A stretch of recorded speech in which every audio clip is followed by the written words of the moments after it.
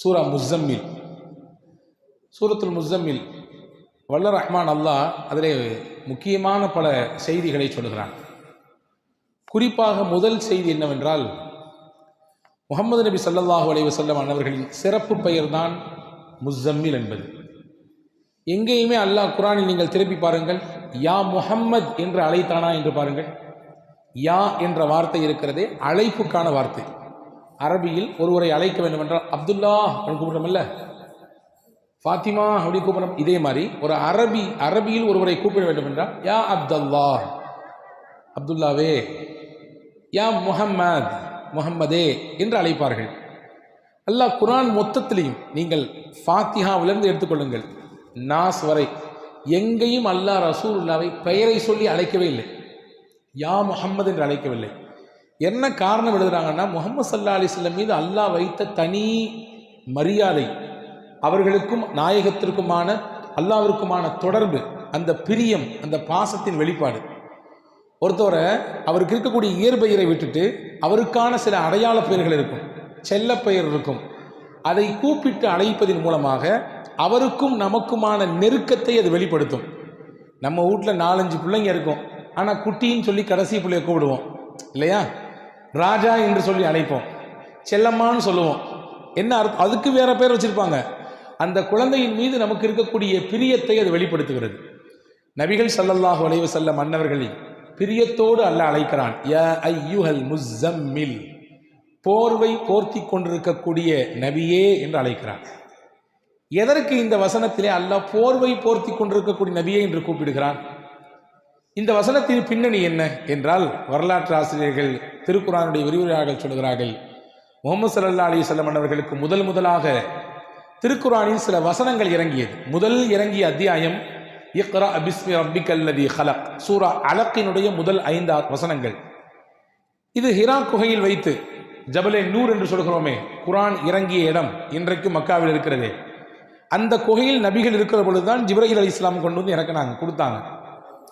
அந்த குகையில வஹியை வாங்குறதுக்கு முன்னாடி சில குறிப்பிட்ட நாட்கள் நபி ஸல்லல்லாஹு அலைஹி வஸல்லம் அவர்கள் தனிமையில் தங்கியிருந்தார்கள். காபாவை அங்கிருந்து அல்லாஹ் எப்படி அந்த குகையினுடைய அமைப்பை அந்த இடத்துல ரசூலுல்லாஹ் தேர்வு செஞ்சாங்கன்னா, அங்கிருந்து பார்த்தா துல்லியமாக காபா தெரியும். காபாவினுடைய வியூ பாயிண்ட் ரொம்ப துல்லியமாக தெரியும்.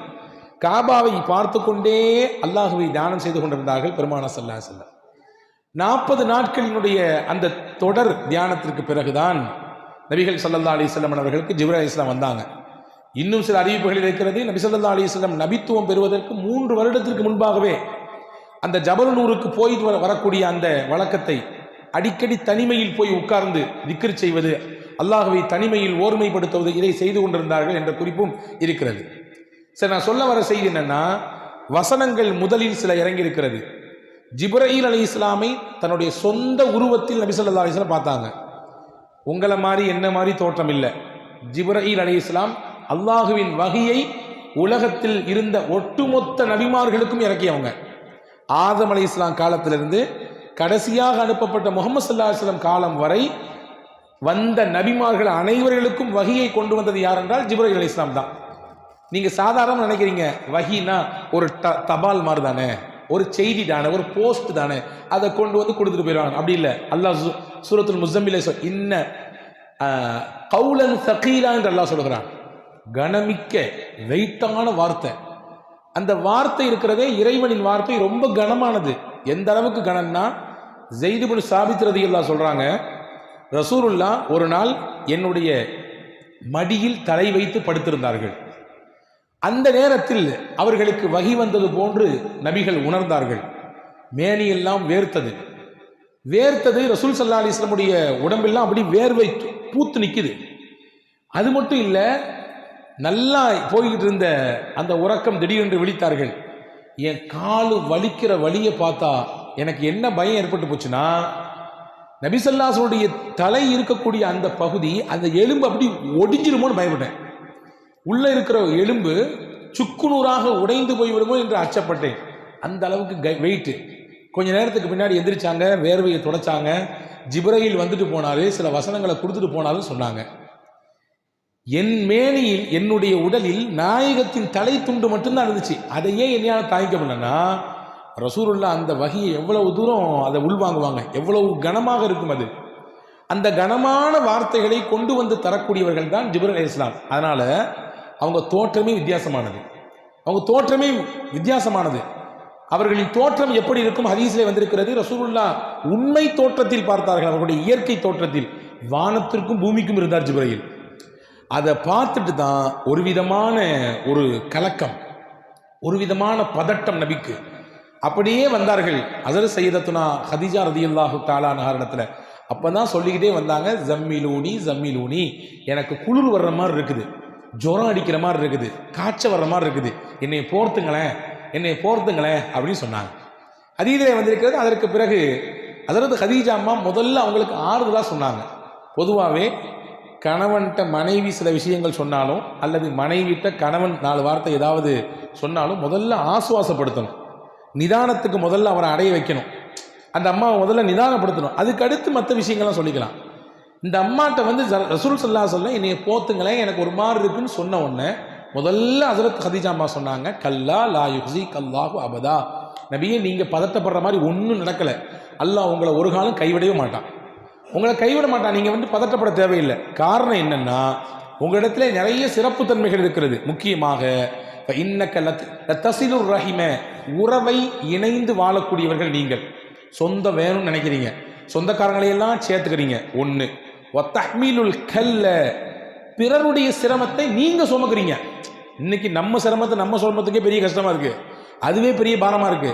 ரசூலுல்லாஹை பற்றி நபிகளின் துணைவியார் எந்த அளவுக்கு புரிஞ்சு வச்சிருந்தாங்க பாருங்க. பிறரின் சுமையை உங்க தோள் மேல போட்டு சுமக்கிறீங்க, அதை நீங்க எடுத்துக்கிறீங்க, அதை இன்முகத்தோடு எடுத்துக்கிறீங்க. 2 வத்துக்ரிஜு தைஃப், வீட்டுக்கு விருந்தினர் வந்தால் நீங்கள் உபசரிக்கக்கூடிய உபசரிப்பு என்ன உபசரிப்பு! விருந்தினரை நீங்கள் எவ்வளவு சிறப்பாக கண்ணியப்படுத்துறீங்க. ஒரு முஸ்லீம்னா வரக்கூடிய விருந்தினரை, தன் வீட்டுக்கு வரக்கூடியவர்கள் அவ்வளவு சிறப்பாக உபசரிக்கணும். நினைக்க வேண்டாம் நம்ம சிறப்பாக உபசரிச்சுட்டா நிறைய குறைஞ்சு போயிருமே என்று. ரசூலுல்லாஹ் அந்த புரிதலை மாற்ற சொல்றாங்க. நீங்க நினைக்காதீங்க உங்க வீட்டுக்கு விருந்தாளி வந்தா நம்மள்ட்ட இருக்கக்கூடிய காசு அல்லது சாப்பாட்டில் பெரிய பகுதி காலியாக போகுதுன்னு நினைக்காதீங்க. அவர் வர்றவர் அவருக்கான சாப்பாட்டையும் கொண்டு வர்றாரு, உங்களுக்கான சாப்பாட்டையும் அவர் தான் கொண்டு வர்றாங்க. ரசூலுல்லாஹ் விருந்திலே வரும் பொழுது அவருக்கான சாப்பாட்டையும் கொண்டு வர்றாரு, உங்களுக்கான சாப்பாட்டையும் அவர் தான் கொண்டு வர்றாரு. அப்படின்னா என்ன அர்த்தம்? உங்க வீட்டில் பரக்கத்தை அவர் கொண்டு வர்றாரு. நாங்கள் ரசூலுல்லாஹ் ஸல்லல்லாஹு அலைஹி வஸல்லம் இப்போ இதை சிறப்பாக புரிஞ்சு வச்சிருந்தாங்க. எனவே விருந்தினர்களை சிறப்பாக கவனித்தீர்கள் நீங்கள். 4வது பண்பு சொன்னாங்க, ஒத்துஈனு அலா நவாஇபில் ஹக்கி, சத்தியத்தில் இருக்கக்கூடியவர்களுக்கு, கஷ்டத்தில் இருக்கக்கூடியவர்களுக்கு நீங்கள் உதவி செய்கிறீர்கள், உதவியாளராக இருக்கிறீங்க. இந்த பண்புலாம் உங்கள்கிட்ட இருக்கிறதுனால நபியை உங்களை அல்லாஹ் கைவிட மாட்டான், நீங்கள் கவலைப்படாதீங்க, வருத்தப்படாதீங்கன்னு சொல்லி ரசூலுல்லாஹ்வை ஆறுதல் படுத்தி தன்னுடைய சொந்தக்காரர் வரக்கத் இப்னு நௌஃபல் இடத்திலே கூட்டி போய் அதுக்கடுத்து என்னென்ன நடந்துச்சு அப்படிங்கிறத வரலாறு நீளமாக சொல்லுகிறது. இங்கே நான் சொல்ல வரக்கூடிய செய்தி, ரசூலுல்லாஹ்வுக்கு பதட்டம் ஏற்பட்டு அப்படி ஒரு விதமான குளிர் ஜுரத்தில் இருந்த பொழுதுதான் அல்லாஹ் சொன்னான், யா அய்யுஹல் முஸம்மில், போர்வை போர்த்தி கொண்டிருக்கக்கூடிய நபியே, என் அன்பு நபியே, கும், நீங்கள் எழுந்திருங்கள், குமில் லைல இல்லா கலீலா, இரவில் ஒரு பகுதியில் எழுந்து என்னை வணங்குங்கள், கொஞ்ச நேரம் அல்லாஹ்விற்காக வேண்டி நீங்கள் எழுந்து வணங்குங்கள் என்று அல்லாஹ் அப்படியே வரிசைப்படுத்தினான். முஸம்மிலை இந்த வார்த்தையை சொல்லி அல்லாஹ் அழைப்பதற்கு இன்னும் சில காரணங்களை எழுதுகிறார்கள். வரலாற்றிலே தஃப்சீரிலே முஃபஸ்ஸீர்கள் எழுதுகிறார்கள், மக்காவினுடைய புறக்கணிப்பு, மக்காவில் பல்வேறு விதமான எதிர்ப்பு, இதெல்லாம் தாக்கு பிடிக்க முடியாமல் ரசூல் ஸல்லல்லாஹு அலைஹி வஸல்லம் ஒரு போர்வையை போத்திட்டு அப்படியே வீட்டுக்குள்ளேயே உட்காந்துட்டாங்க. இவ்வளவு தூரம் நம்ம செஞ்சோம், நல்லது செஞ்சோம், இந்த பயில்களுக்கு கண்ணு திறக்க மாட்டேங்குது, இவங்க இவ்வளவு தூரம் புறக்கணிக்கிறாங்களே, இவ்வளவு தூரம் நம்மளை வந்து அவமானப்படுத்துறாங்களே அப்படின்னு சொல்லி. அப்போ ரசூலுல்லாஹ் சொன்னா, நீங்கள் அதெல்லாம் பற்றி கவலையப்படாதீங்க, அவங்க புறக்கணிக்கிறாங்க, அவங்க ஏற்றுக்கலை, அவங்க சொல்ல பேச்சை கேட்க மாட்டேங்கிறாங்க, உங்களை உதாசீனப்படுத்துகிறாங்க, உங்களை வந்து துன்பப்படுத்துகிறாங்கன்னு சொல்லி நீங்கள் முடங்கிறாதீங்க, உங்கள் வேலையை நீங்கள் பார்த்துட்டே இருங்க. அவர்கள் செய்யக்கூடிய வேலை காரணமாக நீங்கள் முடங்கிவிட வேண்டாம், நீங்கள் இபாதத்தின் மூலம் இன்பம் காணுங்கள், என்னை வணங்குவதன் மூலம் இன்பம் காணுங்கள், அல்லாஹ் அவர்களின் விஷயத்தை அவன் பார்த்து கொள்வான். நீங்கள் வாங்க, என் பக்கத்தில் நெருங்கி வாங்க. அல்லாஹ் ஒரு முக்கியமான செய்தி இதில் சொல்கிறான், மனக்கவலை, சோர்வு, பிறரின் மூலமாக புறக்கணிக்கப்படுதல், நம்ம எவ்வளோதான் செஞ்சாலும் நம்மளை வந்து யாருமே கண்டுக்காத ஒரு நிலை ஏற்படுதல், இப்படிலாம் நீங்கள் உணர்ந்தீங்கன்னா வாழ்க்கையில் ரொம்ப ஃபீல் பண்ணிட்டு உட்காந்துடாதீங்க. உலகம் யதார்த்தம் அதுதான், என்ன செஞ்சாலும் கடைசியில் உலகம் உங்களை தூக்கி தான் எரியும், கடைசியில் கையை உதறி தான் விடும். அதை கண்டுலாம் நீங்கள் பார்த்து நீங்கள் டென்ஷன் ஆகிட்டு மனசால ஸ்ட்ரெஸ் ஏற்பட்டு நீங்கள் உட்கார வேண்டாம். இறைவ பக்கம் நீங்கள் வந்து நின்று வணங்குங்கள், தொழுங்கள், இபாதத் செய்யுங்கள். அதுவே உங்களுக்கு மனதிற்கு பேர் ஆனந்தத்தை, பெரும் இன்பத்தை தரும் என்று அல்லாஹ் இதன் மூலமாக சொல்லித் தருகிறான். அன்பு சகோதரர்களே, அல்லாஹ் செல்லமாக அழைக்கிறான் முஸம்மில் என்று, அழகான பெயரை கொண்டு அழைக்கிறான். இங்கே பாருங்க, கவனிங்க. ரசூல் ஸல்லல்லாஹு அலைஹி வஸல்லம் சஹாபாக்களை அன்பொழுக கூப்பிட்டு இருக்கிறார்கள். அலி ரலியல்லாஹுடைய உண்மையான பேர் அலி. ஆனால் ரசூலுல்லாஹ் அன்பா கூடும்போது சொல்லுவாங்க அபுத்துராப்னு சொல்லுவாங்க, மண்ணின் தந்தைன்னு சொல்லுவாங்க. எதுக்கு சொன்னாங்கன்னா ஒரு பின்னாடி ஒரு பெரிய வரலாறு இருக்குது. அவங்களுக்கும் அவங்க மனைவிக்கு மத்தியில் ஒரு சின்ன வாக்குவாதம், தகராறு ஏற்பட்டு கோச்சிக்கிட்டு வீட்டுக்கு வந்துடுவாங்க. அலி ரலியல்லாஹு இப்போ பள்ளிவாசலுக்கு போயிடுவாங்க. மஸ்ஜித் நபவியில் போய் மண் தரையில் படுத்துருவாங்க, வெறும் உடல். வீட்டுக்கு போன நாயகம் மகள்கிட்ட கேட்பாங்க, எங்கள் வீட்டுக்காரரு ஒரு சின்ன தகராறு, வீட்டை விட்டு வெளியே போயிட்டாரு. ரசூலுல்லாஹ் தேடி போய் அவரை பக்கத்தில் போய் உட்காந்து அவர் மேலே இருந்த மண்ணை ஃபுல்லாக கையால் தொடச்சி விட்டுட்டு அப்போ சொல்லுவாங்க, யா அபத்துரா கும், எந்திரிங்க, மண்ணின் தந்தையே எந்திரிங்கம்பாங்க. ரொம்ப பெரிய விஷயங்கள் இந்த வரலாற்றில் இருக்குது. ரொம்ப பெரிய பெரிய பாடங்கள் நமக்கு இருக்கிறது. மகள்கிட்ட பிரச்சனை நடந்திருக்கு வீட்டில். ரசூலுல்லாஹ் நேரடியாக மக வீட்டுக்கு போயிருக்காங்க. உன்ட்ட அப்படியா பேசினார் அவரு, என்ன ஏதுன்னு நான் கேட்குறேன், அவர் வரட்டும் பார்த்துக்கலாம் அப்படின்னு ரசூலுல்லாஹ் சொல்லலை. இன்னைக்கு இருக்கக்கூடிய சூழலை பார்க்கிறோம். ஒரு சின்ன ஃபோன் கால் தான், வாப்பா இந்த மாதிரி, இந்த வந்துடுறம்மா, 400 கிலோமீட்டருக்கு அங்கிட்டு இருப்பார், இந்த வந்துடுறேன், அடுத்து பஸ் ஏறி வருவார் அல்லது கார் பிடிச்சு வருவார், என்ன ஏதுன்னு கேட்டு அதை பெரும் விவகாரமாக மாற்றக்கூடிய சூழலை பார்க்கிறோம். ரசூலுல்லாஹ் எந்த அளவுக்கு சமயோஜிதமாக நடந்துட்டாங்க பாருங்க. போய் நேர போய் உட்கார்ந்து அவர் முதல்ல முதுக தட்டி விடுறாங்க, மண்ணெல்லாம் தட்டி விட்டு, கும் யா அபத்துராப், எந்திரிங்க, ஒன்றும் பிரச்சனை இல்லை, வாங்கன்னு சொல்லி கூப்பிட்டு போனாங்க. ஹதீஸ்ல வருது, அலி ரலியல்லாஹு சொன்னாங்க, என் பேர் சொந்த பேரை ரசூலுல்லாஹ் கூப்பிடுறதை விட ரசூலுல்லாஹ் வச்ச பேர் எனக்கு அபுத்துராப், செல்ல பேர், அது எனக்கு ரொம்ப பிடிக்கும், எல்லாருமே அந்த பேரை சொல்லி கூப்பிடுங்க ரசூலுல்லாஹ். ஒரு சஹாபி இருந்தாங்க, அந்த சஹாபி பேர் ஹுதைஃபா. அவங்க நல்லா தூங்குவாங்க, படுத்தா, சில பேர் அப்படித்தானே, படுத்த உடனே தூங்கிடுவோம், இடம் பொருள்லாம் கிடையாது. அது ஒரு பெரிய பாக்கியங்க. அது இப்போ ரொம்ப கஷ்டமாக நினைக்க வேண்டாம். எந்த இடத்துல படுத்தாலும் தூக்கம் வருதுன்னா நீங்கள் நல்லா இருக்கீங்கன்னு அர்த்தம், ஆரோக்கியமாக இருக்கீங்கன்னு அர்த்தம். இல்லை நான் என் வீட்டில் படுத்தாதான், அது என் வீட்டில் என் பெட்டில் படுத்தாதான், அது ஏசி போட்டாதான், இல்லை அப்படிலாம் சொன்னீங்கன்னா ஏதோ ஒரு கோளாறு இருக்குன்னு அர்த்தம். எங்கே படுத்தாலும் நிம்மதியாக தூக்கம் வருதா, அல்லாஹ்வுக்கு ரொம்ப நன்றி செய்யணும், சுக்ரியா செய்யணும். இந்த சஹாபி இருக்கிற ஹுதைஃபா ரலியல்லாஹு எங்கே படுத்தாலும் தூங்கிடுவார். ரசூல் ஸல்லல்லாஹு அலைஹி வஸல்லம் அவரை கூப்பிட்டு போடுது நவ்வாம் அப்படின்னு போடுவாங்க. நவ்வாம்னா நம்ம பாஷையில் சொன்னால் தூங்கு மூஞ்சின்னு அர்த்தம். நவ்வாம்னா தூங்கு மூஞ்சி, அது செல்லமாக ரசூலுல்லாஹ் கூப்பிடுவாங்க. அந்த சஹாபி சொல்றாங்க, என் பேர் ஹுதைஃபா, அந்த பேர் வேண்டாம் எனக்கு, ரசூலுல்லாஹ் செல்லமா கூப்பிட்டு பேர் அதான் எனக்கு வேணும்னாங்க. ஒரு சஹாபி இருந்தாங்க, அந்த சஹாபிக்கு பேர் கைஸ். நல்ல பாடி கட்டு, அவர் நல்ல உடல்ல திடகாத்திரமா இருப்பார். அவருக்கு ரசூலுல்லாஹ் நிறைய பணிவிடைகள் செய்வார். ஒரு நாள் ஒரு குழு வந்தது, நிறைய ஜாமாஜர்கள்லாம் தூக்கிட்டு வந்து, தூக்க முடியாமல் தூக்கிட்டு வந்தாங்க. அப்போ ரசூலுல்லாஹ் அந்த கைஸை கூப்பிட்டு உன் துண்டை விரினாங்க, பெருசாக விரிச்சு விட்டார். ஜாமானுக்கு ஃபுல்லாக அள்ளி போட்டார். அள்ளி போட்டாங்க. போட்ட உடனே யா கைஸ் அப்படின்னு சொல்லலை, ரசூலுல்லாஹ் சொல் இஹ்மில் மா அன்த இல்லா சஃபீனா, இதை மொத்தமாக நீயே தூக்கு, உன்னையால தான் முடியுமே, நீ மனுஷன் இல்லையே, நீ கப்பல் மாதிரி ஆச்சு அப்படின்னாங்க ரசூலுல்லாஹ். கப்பல் எவ்வளோ ஜாமானம் சுமக்குமோ அந்த அளவுக்கு ஜாமான்களை சுமக்கும் அளவிற்கு திராணி சக்தி உனக்கு இருக்கிறது அப்படின்னு. சஃபீனான்னு நீங்கள் நிறைய பேர் வைக்கிறோம் பிள்ளைகளுக்கு, பெண் பிள்ளைகளுக்கு சஃபீனான்னு பேர் வைக்கிறோம் இல்லையா? உண்மையாக சஃபீனான என்ன அர்த்தம்னா கப்பல்னு அர்த்தம். இந்த சஹாபி சொல்கிறாங்க, அன்னைக்கு நான் மொத்த ஜாமானி உண்மையிலேயே தூக்குனேன்.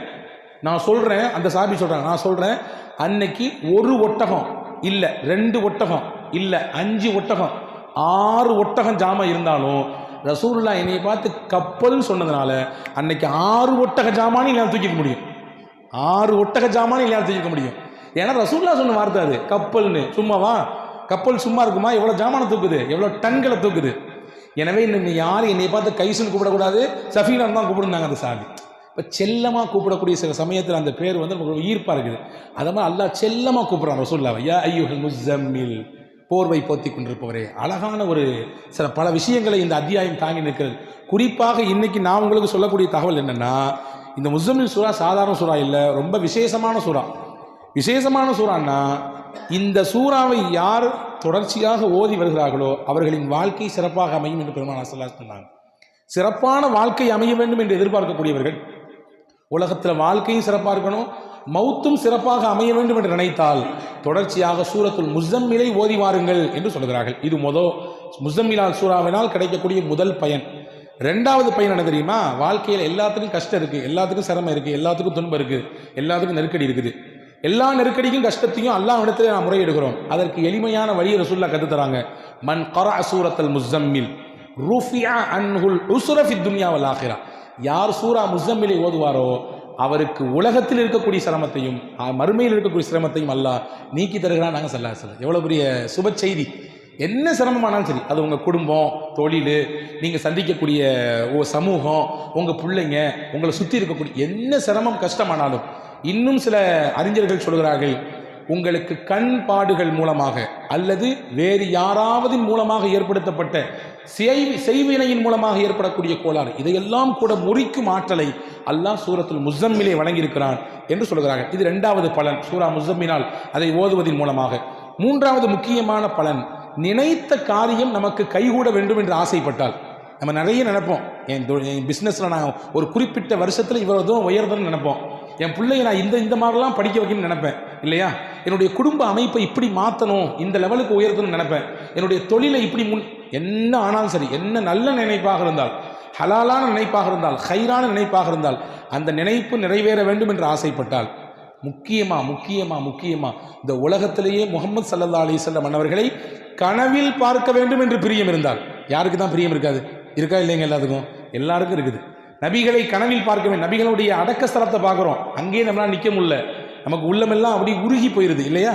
அந்த பூமானை நம்முடைய கனவிலே கண்குளிர பார்க்க வேண்டும் என்று ஒருவர் ஆசைப்பட்டால், இந்த ரெண்டும் நடக்கணும்னா ஹஸரத் ரசூல் ஸல்லல்லாஹு அலைஹி வஸல்லம் சொன்னாங்க, முஸம்மில் சூராவை தொடர்ச்சியாக ஓதிட்டு வாங்க, டெய்லி ஓதுங்க, ஒரு தடவையாவது ஓதிடுங்க.